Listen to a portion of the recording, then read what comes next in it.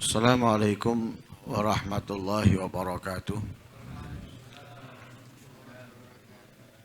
Bismillahirrahmanirrahim. Alhamdulillahi rabbil alamin wa bihi nasta'inu ala umuri dunya waddin. Wassalatu wassalamu ala sayyidil anbiya'i wal mursalin sayyidina wa maulana Muhammad sallallahu alaihi wa ala alihi wa sahbihi wa sallam ajma'in. Subhanallah, alhamdulillah, wa la ilaha illallah, Allahu akbar, wa la hawla wa la quwwata illa billahil aliyyil azim. Adada kulli harfin kutiba yuktabu abadal abidin wa dahrad dahirin. Subhanaka la ilma lana illa ma'alamtana innaka antal alimul hakim. Nawaitu ta'allum wa ta'lim wa naf'a wal intifa' wal mudzakarata wat tadhkir wal ifadata wal istifadah wal hatha ala tamassuki bi kitabillahi wa sunnati rasulih wad du'a ilal huda wad dilala alal khair ibtigha'a wajhillahi wa mardatihi wa qurbihi wa thawabihi minallahi ta'ala.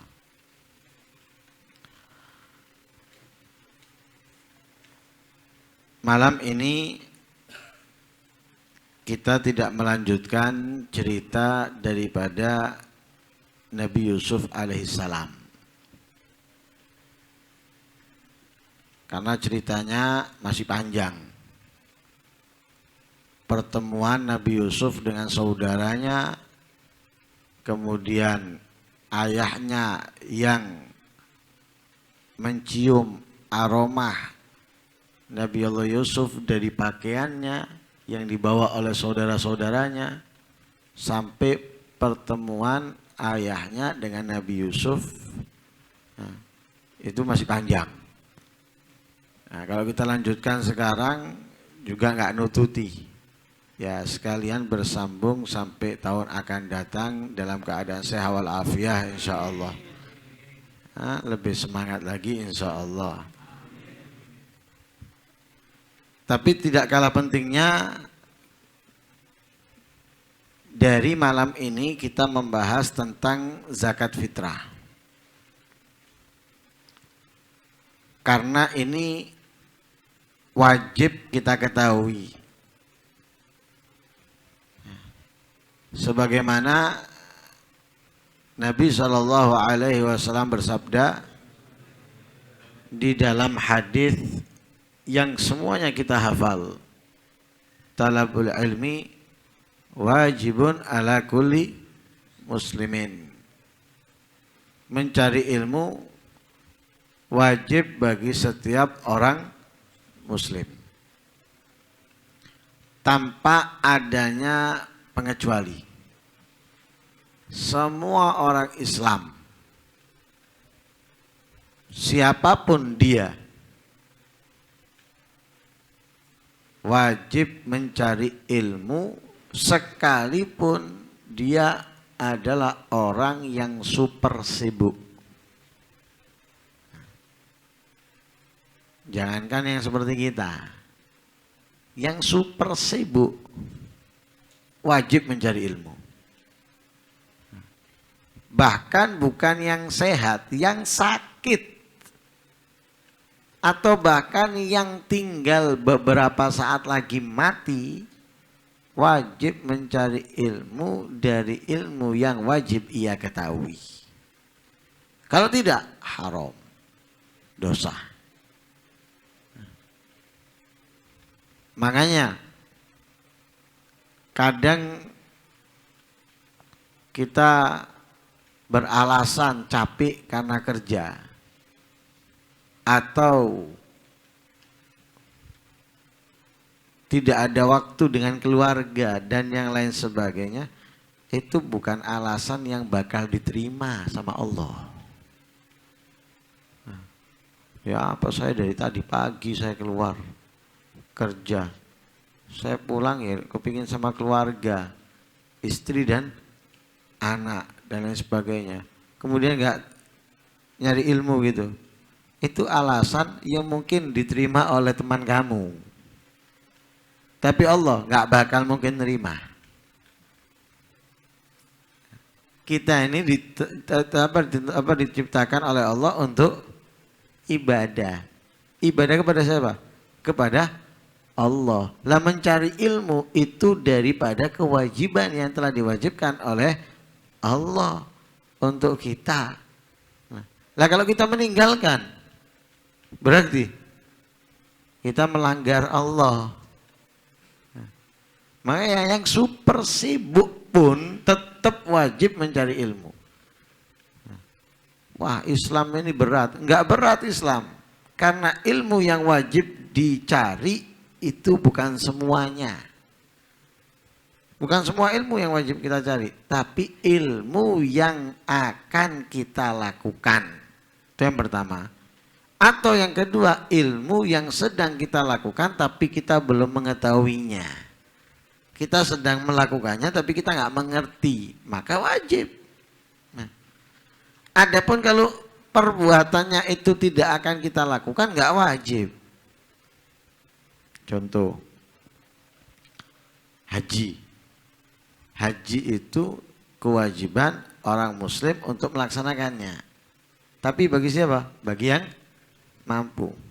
Nah, yang nggak mampu, belum ada kewajiban haji.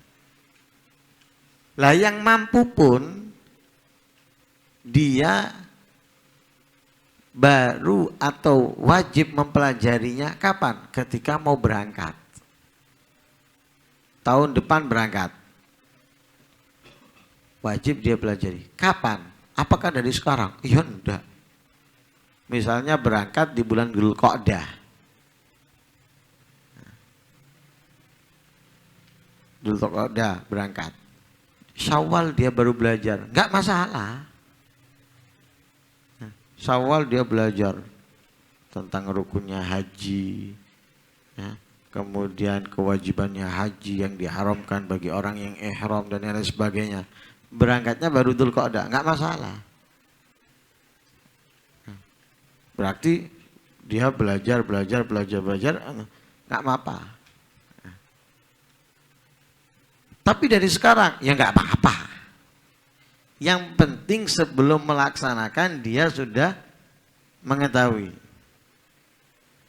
Jangan sampai melaksanakan tapi dia nggak ngerti. Seperti kebanyakan orang.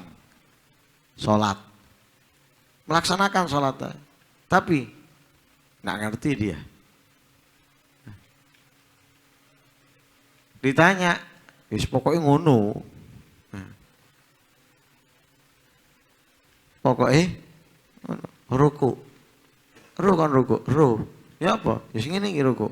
Syaratnya. Wis koyo ngono iku ruku. Enggak tahu syaratnya. Loh, saya pernah belajar, pernah ngikuti Jalsatul Itsnain, syaratnya ruku. Tapi lupa saya. Duit saya ketemu enggak lali. Kalau dibelanjakan habis 23, enggak lupa kembalinya 20 dari 50.000 itu 27 enggak lupa ya. Atau misalnya masak enggak lupa ya, antara yang dimasukkan itu gula atau garam dan lain sebagainya, enggak lupa lah, ilmu lali. Padahal wajib tuh. Lah ini wajib. Ini kenapa? Sudah kita lakukan. Yang belum aja wajib ketika kita akan melaksanakannya, apalagi sudah tapi kita belum memahami, maka wajib kita mempelajari. Sama halnya dengan zakat fitrah ini. Kebanyakan orang itu pokoknya mengeluarkan dan menganggap dirinya sudah zakat. Kebanyakan. Lah kesalahan banyak. Tidak sedikit, banyak kesalahan yang terjadi di dalam masyarakat kita tentang zakat fitrah. Lah kesalahan ini ya bisa dari masyarakatnya, juga dari ulamanya.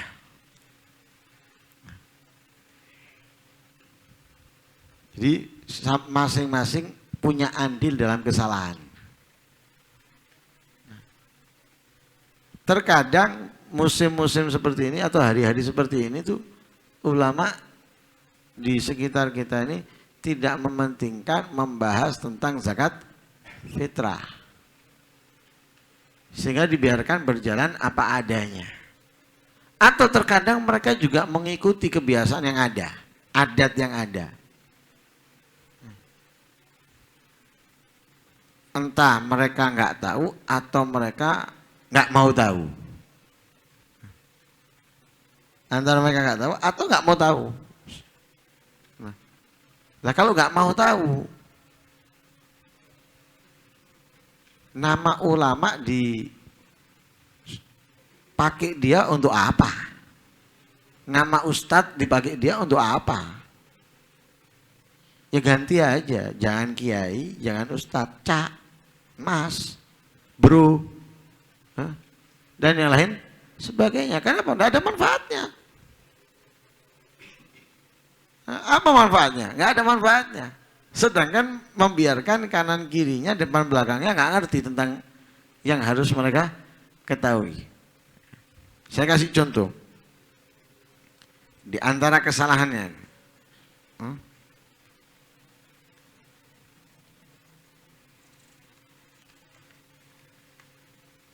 masalah yang umum seperti sekolahan. Ya, seperti sekolahan. Sekolahan itu mengadakan zakat fitrah.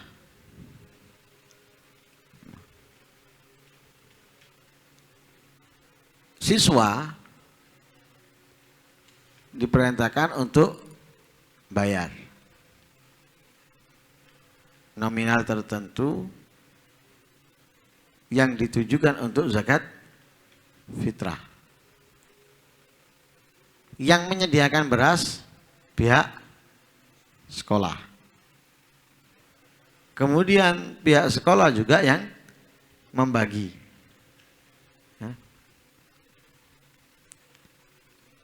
Lah, di sini ada beberapa masalah. Yang pertama,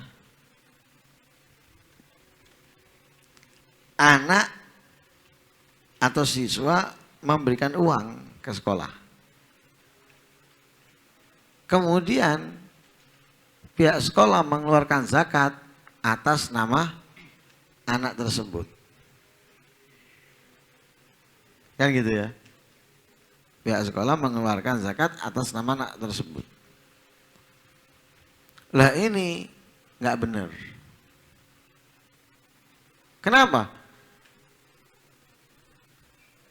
Karena akadnya salah. Caranya salah. Uang yang dikasihkan ke sekolah, kemudian dari uang ini jadi beras diberikan kepada mustahik zakat atau yang berhak menerima zakat. Ini akadnya dari anak ke sekolah itu sudah keliru. Kenapa? Karena anak, apalagi kalau masih kecil ya, masih kecil, ini nggak bisa niat sendiri. Dia diniatkan oleh orang tuanya. Nah, bukan niat sendiri, tapi diniatkan oleh orang tuanya. Ini belum ada, sebetulnya ada pembahasannya nanti. Ini sebagai contoh aja. Anaknya itu diniatkan orang tuanya. Lah kalau anaknya yang memasrahkan ke guru, kemudian guru mengeluarkan, loh nggak bisa. Karena apa? Anak tadi itu belum menjadi ahlut tasarruf, orang yang bisa bermuamalah. Jual belinya anak aja khilaf, ada perbedaan. Jual belinya anak itu ada perbedaan. Lah bagaimana anak bisa mewakilkan? Apalagi masih kelas 1 misalnya atau kelas 2 misalnya. Pertama. Yang kedua, ngasihnya duit. Tidak ada akad jual beli di situ antara siswa dengan guru. Tidak ada akad jual beli atau tidak ada mewakilkan dari siswa kepada guru untuk membelikan beras untuknya, kemudian mewakilkan kepada gurunya untuk mengeluarkan. Nggak ada. Nggak ada. Dan ini kesalahan. Lah kalau orang tua mengandalkan itu untuk zakat anaknya, berarti orang tua belum mengeluarkan zakat untuk anaknya. Karena itu tidak menjadi zakat. Karena menjadi sodako. Itu tidak menjadi zakat fitrah untuk anaknya, tapi itu menjadi sodako. Berarti orang tua wajib mengeluarkan zakat fitrahnya. Jadi dianggap belum mengeluarkan.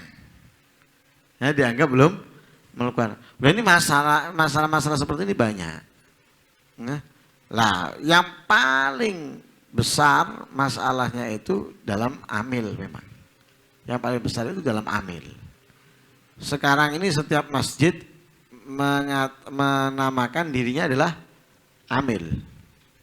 Sekolah menamakan dirinya amil. Yayasan menamakan dirinya amil. Nah, ini menamakan dirinya amil. Semuanya amil. Nah, lah ada perbedaan antara amil sama wakil. Ada perbedaan antara amil sama wakil. Nah, nggak sama. Wakil sama amil itu nggak sama. Di antaranya perbedaannya apa? Kalau amil berhak menerima zakat, kalau wakil nggak berhak menerima zakat. Kalau amil termasuk salah satu orang yang berhak menerima zakat, wal amilina 'alaiha. Tapi kalau wakil enggak. Kalau wakil tidak. Itu di antara perbedaannya. Tapi akan kita bahas nanti itu. Tapi masalah terbesar amil. Kenapa? Setiap orang ketika dia mau membagi zakat mengatasnamakan dirinya adalah amil. Lah kalau wakil, kalau amil seperti yang punya sudah. Seperti yang punya. Tapi kalau wakil enggak seperti yang punya, ada perbedaan. Makanya ada perbedaan. Ya, saya awali tentang pengertian zakat aja, zakat fitrah dulu. Nanti kita bahas tentang permasalahan-permasalahan yang ada. Lah, zakat fitrah ini beda dengan zakat mal. Kalau zakat mal ada 6. Kalau zakat fitrah ya macamnya satu tok. Makanya zakat itu terbagi 2. Ada zakat mal, ada zakat badan. Kalau zakat mal seperti dagang, hewan ternak, emas perak, kemudian harta karun dan yang lain sebagainya, itu zakat mal. Yang kedua zakat badan, yaitu yang dinamakan dengan zakat fitrah. Ya, zakat fitrah. Lah, setiap zakat itu waktunya tidak sama. Setiap zakat waktunya tidak sama. Tapi masalahnya orang-orang itu kebanyakan zakat mal juga dikeluarkan di bulan Ramadan. Nah, zakat dagangnya itu dikeluarkan juga Ramadan. Padahal bukan di Ramadan mestinya. Nah, kenapa? Tergantung dia awal mulai kerja. Misalnya tijaroh, misalnya dagang. Kapan dia mulai dagang? Ya di tanggal itu atau di bulan itu mulai dihitung atau mulai berjalan setahun. Nah, setahun ke depan. Nah, berarti nggak mesti Ramadan. Itu bisa keliling itu nanti bulannya. Bisa ketemu bulan Rabiul Awal, bisa ketemu bulan Rabiul Tsani, bisa ketemu bulan Rejab dan yang lain sebagainya. Atau kalau dia pakai bulan Arab, ya, bulan Hijriah, kalau dia memakai bulan Hijriah, ya setiap bulan itu. Misalnya kalau dia mulai berdagang bulan Maulid, berarti setiap bulan Maulid dia antara mengeluarkan zakat malnya, antara tidak. tergantung sampai atau tidak nisabnya. Kan gitu ya. Sampai atau tidaknya nisabnya. Kalau sampai berarti dia wajib mengeluarkan. Kalau nggak sampai ya berarti dia nggak wajib mengeluarkan. Kapan? Bulan Maulid. Karena apa? Awal dia bekerja di bulan Maulid. Nah, sama dengan hewan ternak. Dia punya sapi, punya onta misalnya 5. Kapan? Bulan Muharram. Maka ketika berjalan 5 tadi itu sampai bulan Muharram lagi, baru dia ada kewajiban mengeluarkan zakatnya daripada hewan ternaknya. Nah, begitu juga seterusnya. Nah, nggak bisa kemudian diletakkan di bulan Ramadan, itu berarti mengakhirkan. Waktunya sudah tiba, sudah lewat, tapi dia nggak mengeluarkan sampai, itu hitungannya nanti ruwet lagi. Hitungannya ruwet lagi, karena seperti zakat tijaroh itu yang lebih masuk daripada hitungan 2,5%. Lah kalau ketemunya itu sampai 2 bulan atau 3 bulan berikutnya, kemudian nanti dia ngitungnya lagi gimana tuh? Kenapa? Ketika lebih itu berarti itu masuk kepada hitungan kedua, tapi dia dimasukkan di pada hitungan pertama. Nah, paham ya? Lah nanti bisa apa itu? Tumpang tindih nanti, ya tumpang tindih.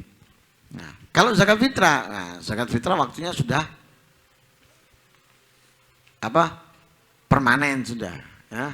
Kapan? Ya mau nggak mau bulan Ramadan. Ya.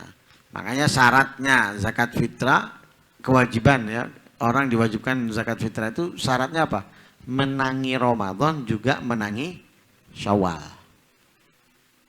Jadi dia menangi Ramadan, dia juga menangi Syawal, maka wajib bagi dia zakat fitrah. Ya. Kalau hanya menangi Ramadan, tidak menangi Syawal, atau menangi Syawal, nggak menangi Ramadan, tidak ada kewajiban zakat fitrah. Nah, seperti bayi misalnya, lahir setelah terbenamnya matahari, malam hari raya. Misalnya sekarang ini Ramadan terakhir. Hari ini tadi Ramadan terakhir. Mari maghrib lahiran. Maka anak yang baru lahir ini tidak ada kewajiban zakat fitrahnya. Kenapa? Tidak menangi Ramadan. Sama dengan orang mati. Belum maghrib mati. Ini malam raya nih. Maghrib ini takbiran misalnya. Maghrib takbiran. Tapi belum maghrib mati. Maka tidak ada kewajiban zakat fitrah untuk dia.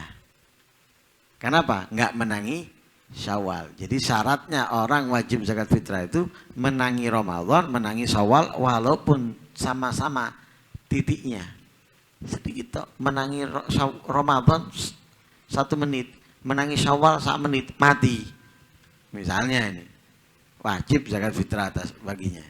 Ya, wajib zakat fitrah baginya.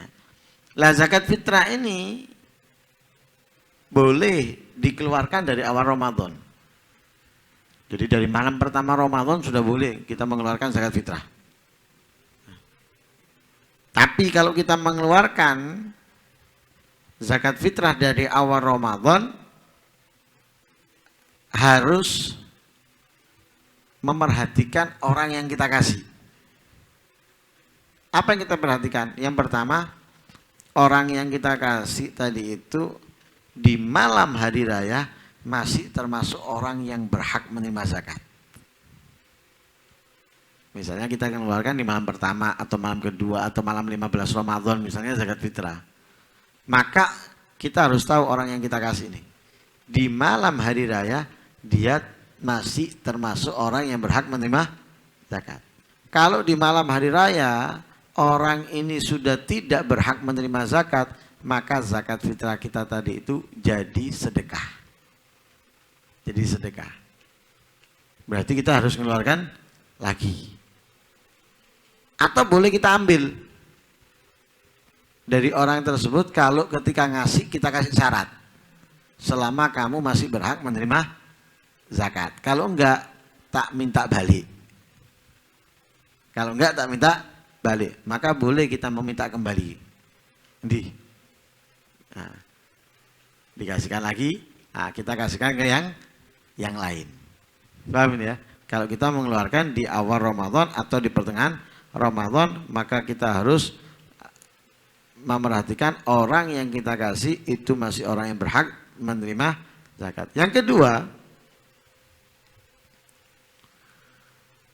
orang yang kita kasih di mana kita wajib mengeluarkannya. Jangan sampai orang yang kita kasih ini pergi dari tempat yang kita wajib mengeluarkan.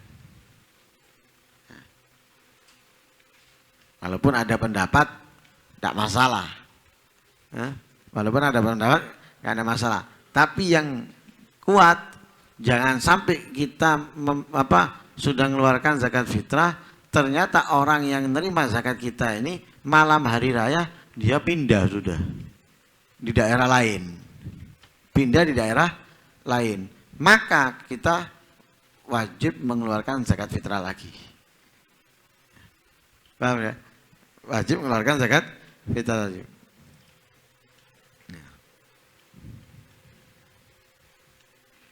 Itu kalau kita mengeluarkan di awal Ramadan atau sebelum terbenamnya matahari atau malam hari raya, atau sebelum masuk waktunya maghrib malam hari raya. Maka dua ini yang harus kita perhatikan. Orang yang menerima harus masih orang yang berhak menerima zakat. Yang kedua, jangan sampai orang itu keluar dari tempat di mana kita wajib mengeluarkan zakat menurut pendapat yang kuat. Kemudian ada makruh. Kapan makruh mengeluarkan zakat fitrah? Makruh mengeluarkan zakat fitrah setelah sholat id. Jadi setelah sholat id kita baru mengeluarkan, makruh. Kapan makruhnya? Kalau tidak ada maslahat di dalam mengakhirkan. Kalau tidak ada maslahat. Kalau ada maslahatnya apa? Ya ana mau ngasih setelah sholat id kepada keluarga ana. Dia baru datang zuhur. Misalnya. Nah, apa ini? Atau memang tidak menemukan orang yang berhak menerima zakat. Sampai setelah sholat id baru menemukan, nggak makruh. Tapi kalau ada orang yang berhak menerima zakat dan dia tidak menunggu, tapi dia baru mengeluarkannya setelah sholat id, makruh ini. Sampai kapan makruh? Sampai terbenamnya matahari. Dari setelah sholat id sampai terbenamnya matahari. Lah setelah terbenamnya matahari, haram. Artinya apa? Tetap wajib mengeluarkan tapi dosa. Dia tetap wajib mengeluarkan tapi dosa. Itu pun sama kalau tidak ada uzur. Tidak ada uzur. Kalau ada uzur seperti tidak menemukan orang yang berhak menerima zakat, jadi dia muter tidak nemu sampai maghrib hari kedua Syawal misalnya, maka nggak haram. Tapi tetap dia wajib mengeluarkan tapi tidak haram. Lah wajibnya kapan? Wajibnya itu ya terbenamnya matahari malam hari raya. Wajibnya. Jadi wajib mengeluarkan zakat fitrah itu terbenamnya matahari malam hari raya. Afdolnya mengeluarkan zakat fitrah sebelum sholat id. Setelah terbitnya fajar sebelum sholat id, itu afdolnya waktu mengeluarkan zakat fitrah. Ya. Makanya kalau Idul Fitri itu disunahkan untuk mengakhirkan sholat id. Imam disunahkan mengakhirkan sholat id untuk memberikan kesempatan orang mengeluarkan zakat fitrah di waktu yang afdol. Nah, kalau dulu rame mengeluarkan di waktu yang afdol rame. Kalau sekarang, ya, uang kepingin dan mari. Ya, ndang mari, tapi mbo ono corona iki. Mbo kalau ada corona ini, kepingin ndang mari atau apa ndak baru. Atau ndak sembahyang pisan wis. Jadi itu waktu afdolnya.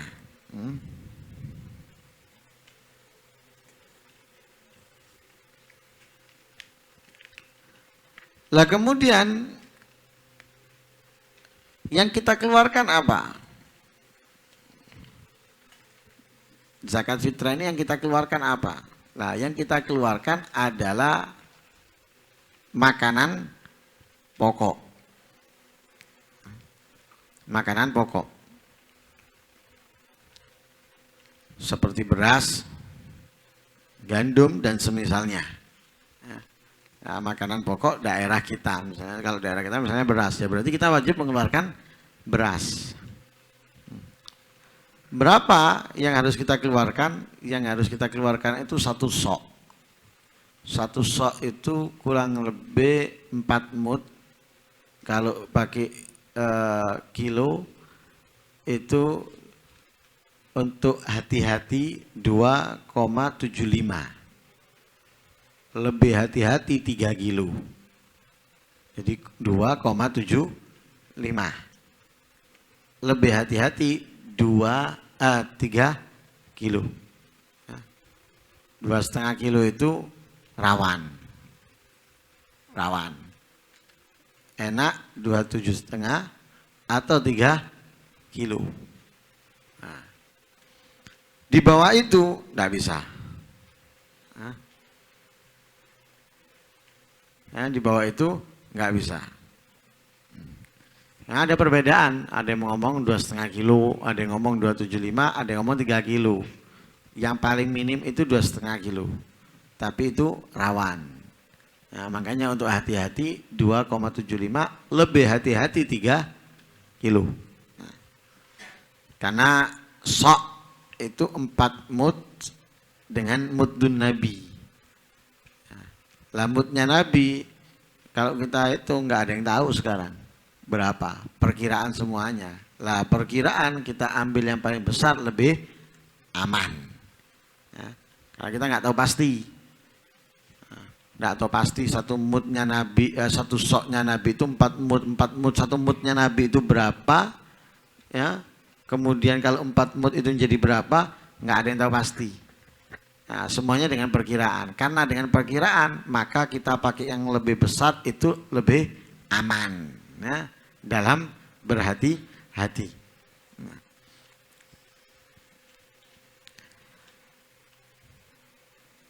Nah, kita mengeluarkannya itu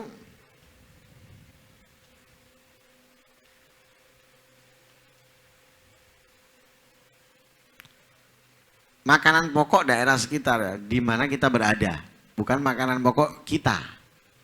Misalnya kita misalnya di satu daerah makanan pokoknya gandum, sedangkan kita makanan pokoknya adalah beras misalnya ini. Aku ngotot beras. Loh, tidak bisa. Kamu di daerah yang makanan pokoknya gandum, ya keluarkan gandum. Jangan kamu keluarkan beras. Jadi bukan makanan pokok kita, tapi makanan pokok sekitar. Ya, jadi kita keluarkan makanan pokok orang yang berhak menerimanya. Ya, orang yang berhak menerimanya. Lah, kalau diganti dengan uang gimana? Ini banyak ini. Ya, ini banyak. Nggak mau ribet ngasih duit. Ada yang titip ke masjid. Ini zakat fitraku. Duit. Ada yang ke sekolahan misalnya. Ada yang ke lembaga. Duit. Nah ini nggak bisa. Ini duit nominal atau jumlah dari harga beras sekalipun 3 kilo itu dalam madhab kita nggak bisa. Nah karena itu disebutkan dalam kitab I'anatul Talibin la tujzi gimah ai li sha'il fitrah bil ittifaq indana. Jadi tidak cukup harga beras 1 sok yaitu 2,75 atau 3 kilo sepakat ulama dalam madhab Imam Syafi'i. Ya, tak bisa digantikan dengan uang.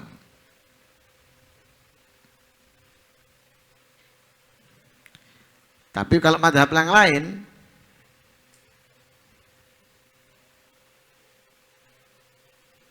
seperti madhab Imam Malik,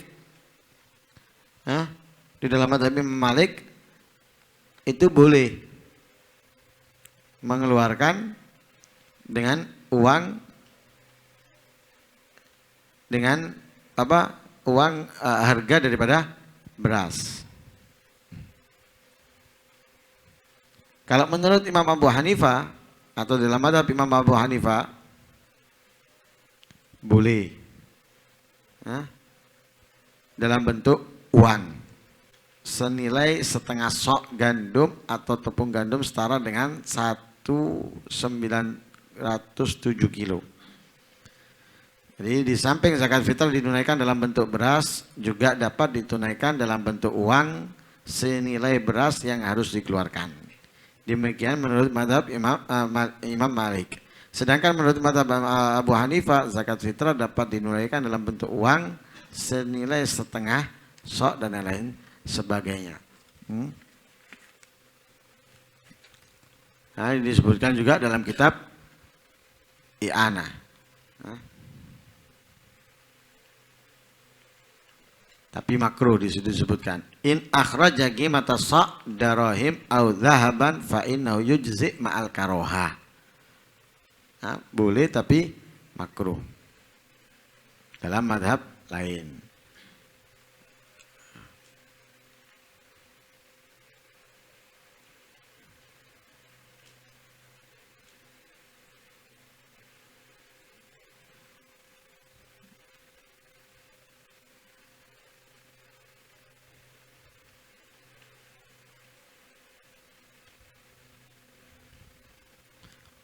Nah, ini diantara permasalahan, ya, diantara permasalahan, dan insya Allah akan kita lanjutkan di pertemuan-pertemuan berikutnya. Mudah-mudahan dapat benar-benar kita fahami dan kita ajarkan kepada sanak famili kita, tetangga kita, agar mereka benar-benar dapat mengeluarkan zakat fitrah sesuai dengan tuntunan dan ajaran daripada Nabi Muhammad SAW. Amin Allahumma amin. Wassallallahu alaihi wasallam Muhammad dan Nabi Ummi wa Rasulullah. Alhamdulillahirabbil alamin.